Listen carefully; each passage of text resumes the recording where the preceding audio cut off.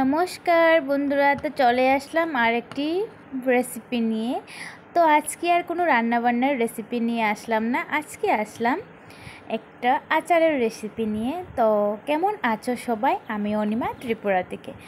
তো এই দেখো আজকে আমি কি ভিডিও নিয়ে আসছি, সবাই তো দেখেই বুঝে গেছো।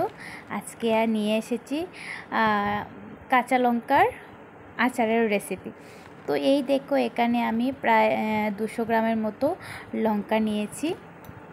তো প্রথমে আমি কি করলাম, লঙ্কাগুলোকে ভালো করে ধুয়ে 3 থেকে 4 বার ভালো করে ধুয়ে অল্প সময়ের জন্য রোদ্রে দিয়েছিলাম। তো যখন জলটা পুরো শুকিয়ে গেছে তারপর আমি নিয়ে আসলাম। তো তোমরা কিন্তু যে যেরকম পারো লঙ্কাকে ভালো করে ধুয়ে একটা কটন কাপড়ের মধ্যে রেখে ভালো করে মুছে নিতে পারো। তো আমি কি করলাম, এত সময় ওয়েস্ট না করে আমি সবার প্রথমে লঙ্কাগুলোকে রৌদ্রের মধ্যে দিয়ে শুকিয়ে নিয়েছি। অল্প সময় 5-10 মিনিটের মতো রৌদ্রের মধ্যে দিয়েছিলাম। তারপর নিয়ে কি করলাম, এসে আমি ভালো করে অল্প সময়ের জন্য একটু থালার মধ্যে রেখেছিলাম। তারপর কি করলাম দেখো, আমি একটা ছুরির সাহায্যে আমি কি করলাম, লঙ্কাগুলোকে 2 টুকরো করে নিয়েছি।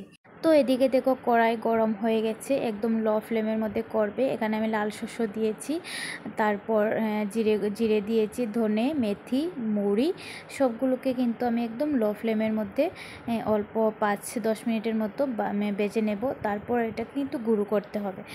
তো এই দেখো আমি ভালো করে বেজে নিচ্ছি, বেজে নেওয়ার পর গুঁড়ো করব। তো মনে রাখবে কিন্তু এটা কিন্তু একদম লো ফ্লেমের মধ্যে করতে হবে, আঁচটা কিন্তু একদম বাড়ালে চলবে না, একদম লো ফ্লেমের মধ্যেই করবে।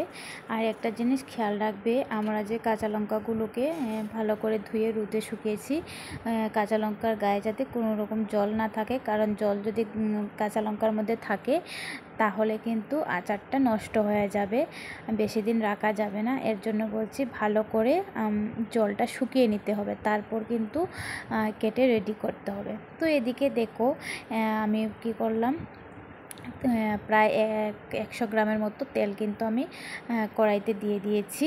তো দিয়ে কি করলাম, আমি এদিকে মশলা রেডি করছি। তো এই দেখো আমি একটা এর সাহায্যে দেখো আমি মশলাগুলোকে ভালো করে মিক্স করে নিচ্ছি, একদম গুঁড়ো করে নিচ্ছি, কারণ এই মশলাটা হলো মেইন, খেতে কিন্তু দারুণ লাগে। আচারের মধ্যে মশলাটার স্মেলটাও কিন্তু একদম দারুণ হয়। পুরোটা কিন্তু আমি একদম প্রথম রেডি করছি, আমি কিন্তু তার আগে কোনো দিনও আচার জাতীয় আমি অনেক কিছুই বানিয়েছি, কিন্তু এই কাঁচা লঙ্কার আচারটা একদম নতুন, প্রথমেই বানিয়েছি আমি। তো এদিকে কি করছি, আমি একে একে সব মশলাগুলো অ্যাড করছি।